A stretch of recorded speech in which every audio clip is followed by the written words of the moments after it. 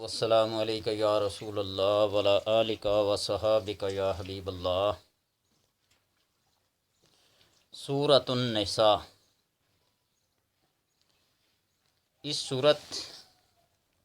میں اکثر مسائل جو بیان کیے گئے ہیں عورتوں سے متعلق ہیں، اور عورتوں سے متعلق یہ احکام بیان ہوئے، مردوں کا اس میں کوئی نام ذکر نہیں اور نہ ہی مردوں کے نام کی کوئی صورت رکھی گئی ہے۔ سورہ رجال کوئی نہیں ہے، سورۃ النساء ہے۔ عورتوں کے مسائل بیان کیے ہیں، نکاح، مہر، تعلقات عامہ، ایک دوسرے کے ساتھ حسن معاشرت کے ساتھ رہنا، اختلافات کی صورت میں پنچایت کا بٹھانا، آپس میں صلح صفائی سے کام کر لینا،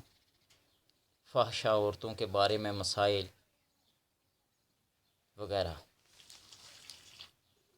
اس صورت کو لکھنے پڑھنے کے اپنے اپنے فضائل ہیں۔ جو کوئی عورت فحشہ، بدکاری، زناکاری میں مبتلا ہو جائے، رائے راست سے ہٹ جائے، تو اس کو لکھ کر پلایا جائے مشک و زعفران سے۔ زوج اور زوجہ کے درمیان ناموافقت پیدا ہو جائے، تعلقات خراب ہو جائیں، نفرت اور عداوت اور بغض پیدا ہو جائے، تو بارش کے پانی یا کنویں کے پانی پر 7 بار اس کو پڑھ کر دم کر کے پلایا جائے، موافقت ہو جائے، وہ عداوت و نفرت و ناچاکی چاہت اور محبت میں بدل جائے۔ اور اگر مشک و زعفران اور عرق گلاب سے لکھ کر دھو کر خفقان والے بندے کو، اختلاج قلب، جس کی طبیعت بہت افسردہ رہتی ہو، دل کے عارضے میں مبتلا ہو، امراض سینہ میں مبتلا ہو، امراض شکم میں مبتلا ہو، تو کر بلا دیا جائے تو اللہ تبارک و تعالیٰ اس کو شفا عطا کرتے ہیں۔ اور اگر اس کو لکھ کر کوئی اپنے پاس رکھے تو تمام مکروہات دنیا سے محفوظ رہے۔ جتنی بھی دنیا کی تکالیف ہیں، مکروہات ہیں، تکلیف دہ چیزیں ہیں، ناپسندیدہ چیزیں ہیں، ان سب سے چھٹکارا حاصل ہو جائے۔ اس کے اعداد 1,13,92,923 ہیں۔ 1,13,92,923 ہیں۔ ان اعداد کے مطابق بتایا تھا کہ جو کوئی لکھ نہ سکے تو ان اعداد کا تعویذ بنا کر اپنے پاس رکھے، وہی خاصیت اور فضیلت حاصل ہوگی۔ جب کوئی لکھنا چاہے تو پوری صورت کو لکھ کر اپنے پاس رکھ لے، مشک و زعفران سے لکھتے زیادہ بہتر ہے، تو اس طرح مکروہات دنیا سے اس کا کیا ہو جاتا ہے، چھٹکارا ہو جاتا ہے۔ مکروہات دنیا میں بے شمار چیزیں ہیں، تو اس لیے اس کو لکھنے اور پڑھنے کا یہ فائدہ ہے کہ بندہ رنج و غم سے آزاد ہو جاتا ہے۔ قرآن کی یہ صفت ہے، شفاء لما فی الصدور، یہ سینوں کے امراض کو دور کرنے والی ہے۔ یہ سوچوں کا جو محور ہوتا ہے، انسان کی اپنی سوچ کہاں تک جاتی ہے، ان کے اندر جو خلل پیدا ہو جاتا ہے، سوچ کسی ایک نقطے پر مرتکز نہیں ہوتی، تو اس صورت کو پڑھنا شروع کر دیں۔ جو بندہ زناکاری میں، بدکاری میں اور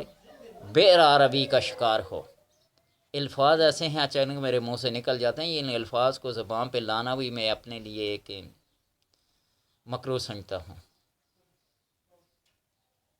اس لیے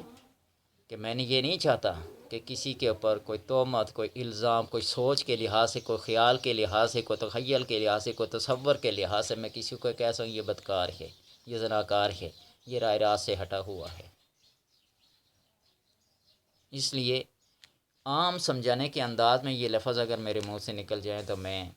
معذرت خواہ ہوں، لیکن اگر کوئی بندہ اس مرض میں مبتلا ہو، بے راہ روی کا شکار ہو، تو اس صورت کا سہارا لے کے بندہ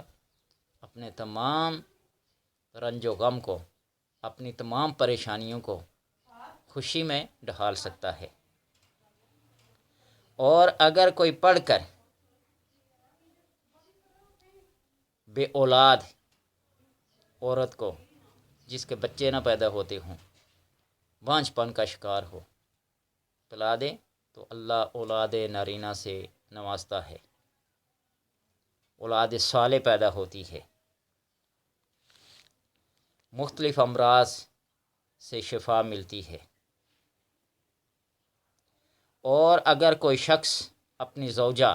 اپنی بیوی، اپنی وائف کو جو مہر دیتا ہے اور مالی کمزوریوں کی وجہ سے وہ اپنی زوجہ سے کچھ مال طلب کرتا ہے، تو اس کی زوجہ ہی مال جو اس کے حق مہر میں تھا اپنی خوشی اور رضا سے دے دیتی ہے۔ مطلب نہیں سمجھے کہ جو شخص مالی پریشانیوں کا شکار ہو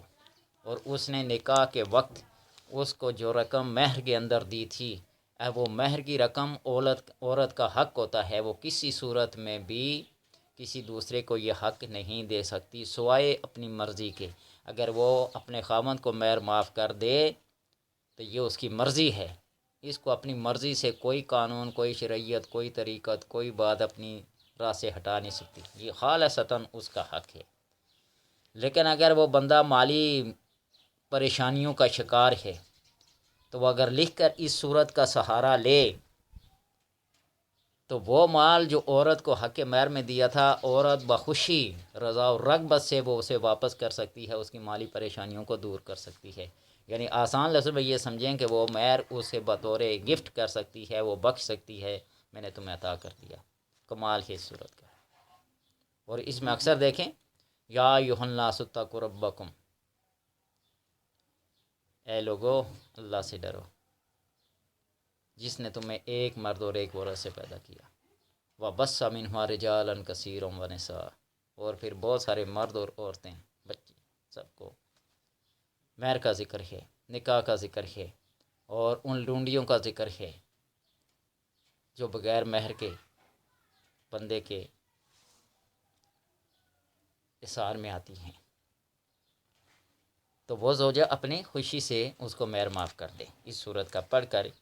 اور اگر کوئی کاروبار شروع کرے اور کاروبار میں خدشہ ہو نقصان کا، تو اس صورت کو پڑھے، اور اس کے پڑھنے سے 7 بار پڑھنا ہے، اس کا 7 بار۔ پھر بتا دیتا ہوں کہ 7 بار پڑھنا ہے، اول آخر درود پاک پڑھنا ہے اور بسم اللہ کے ساتھ پڑھنا ہے۔ پھر یہ نہ کوئی کہے کہ درود پاک پڑھنا ہے یا نہیں پڑھنا، بسم اللہ پڑھنی ہے یا نہیں پڑھنا، اول و آخر درود پاک پڑھنا ہے 3 بار یا 11 بار۔ اپنی گنجائش، اپنا ٹائم، اپنی فرصت دیکھ لیا کریں، جتنا درود پاک زیادہ پڑھیں گے، جتنی اس کی کثرت سے تلاوت کریں گے، اللہ تبارک و تعالی انوار کی بارش اتنی زیادہ کرتا ہے۔ تو کاروبار کی جگہ پہ اس کو پڑھے تو اللہ تبارک و تعالی اس کے اندیشہ نقصان کو برکت میں تبدیل کر دیتا ہے اور اس کا کاروبار اچھا چلتا ہے۔ انسان کی 24 گھنٹے کی محنت اچھے روزگار کے لیے، اچھی زندگی کے لیے، اپنی اولاد کی اچھی سے اچھی تربیت اور ان کی خواہشات کو پورا کرنے کے لیے ہی دن رات کی محنت ہے۔ اکیلا بندہ تو آدھی روٹی کھا کر، پانی پی کر فٹ پاتھ پہ گزارا کر سکتا ہے۔ یہ عالی شان محلات،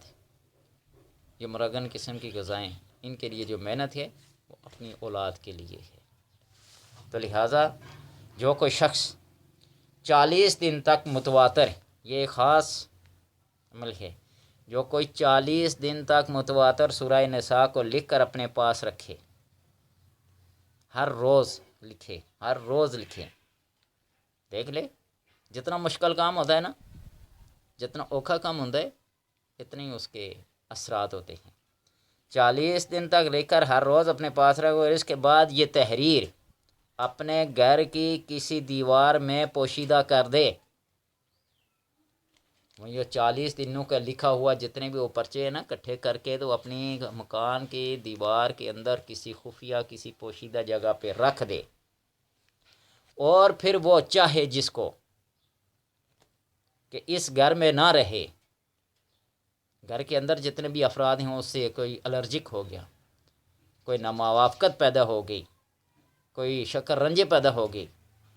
تو اس کے لکھنے سے اور اس کے پوشیدہ دیوار میں رکھنے سے کمال یہ ہوگا کہ جس شخص کے ساتھ اس کی موافقت نہ ہو، جس کو اپنے گھر سے نکالنا چاہے، اس کو منہ سے نہیں کہنا پڑے گا، وہ خود بخود اس گھر سے نکل جائے گا، اس کا اس گھر میں دل نہیں لگے گا جی نا۔ لیکن میں ہمیشہ یہ کہتا ہوں، لکھنے والے تو لکھ دیتے ہیں، بتانے والے تو بتا دیتے ہیں،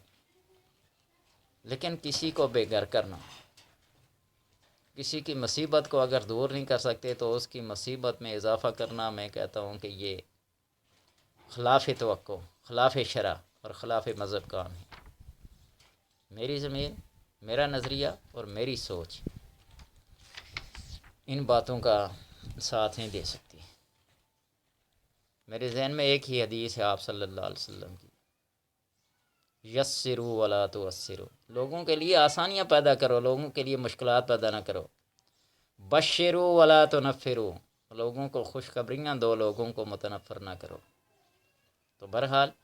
انسان بعض دفعہ مجبور ہو جاتا ہے، اس کا اپنا اس گھر میں رہنا اجیرن ہو جاتا ہے، تو لہٰذا ایک شخص کے رہنے کی وجہ سے پورے گھر کا ماحول اگر خراب ہونا ہو تو پھر اس ایک شخص کی قربانی دے دو، پھر اس کو گھر سے نکال دو، باقی افراد کو کم از کم آسانی سے چین سے رہیں۔ تو بہرحال یہ سورہ نساء جس کے کل اعداد 1,13,92,923 ہیں، ان کا مربع نقش بنا کر اپنے پاس رکھے تو لکھنے اور پڑھنے کے فضائل جو بیان کیے گئے ہیں وہ اس نقش سے بھی پورے ہو سکتے ہیں۔ وہ اس لیے کہ یہ علم الاعداد روزانہ بتاتا ہوں کہ ایک علم ہے، ایک علم ہے، اس کی اپنی ایک مسلم حیثیت ہے، اور علم جفر جو خاصہ اہل بیت ہے، خاصہ اہل بیت ہے، ان کے ساتھ عقیدت اور محبت رکھنے والوں کو ہی یہ علم حاصل ہوتا ہے۔ تو لہٰذا سورہ نساء کے اندر جتنے بھی مسائل بیان کیے گئے ہیں، جتنی بھی اس کی فضیلتیں بیان کی گئی ہیں، گناہوں سے چھٹکارے کے لیے، بے راہ روی شکار افراد کو راہ راست پر لانے کے لیے، فحش عورتوں کو سدھارنے کے لیے، اولاد صالح کے لیے، اولاد نارینہ کے لیے، اپنے گھر کو ماحول کو خوشگوار بنانے کے لیے اس صورت کو پڑھیں۔ اللہ تبارک و تعالی اپنے کلام کی برکت سے وہ برکتیں، وہ نعمتیں، وہ تجلیات آپ کے گھر میں نازل کرے گا کہ آپ کے وہم و گمان سے بھی کہیں دور ہوں گی۔ اللہ تبارک و تعالی عمل کی توفیق دے۔